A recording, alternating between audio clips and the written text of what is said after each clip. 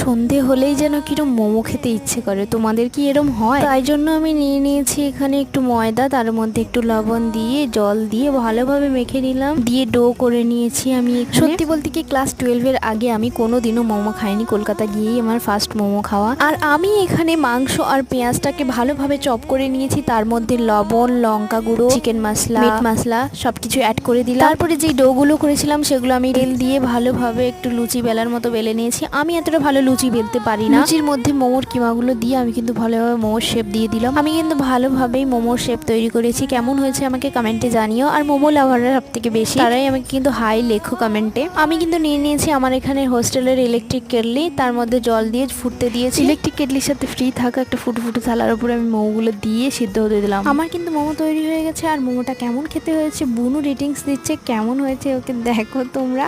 তারপর এই মোমোটা কেমন ভাবে বানিয়েছে সেটা জানার জন্য চ্যানেলটিকে সাবস্ক্রাইব করো।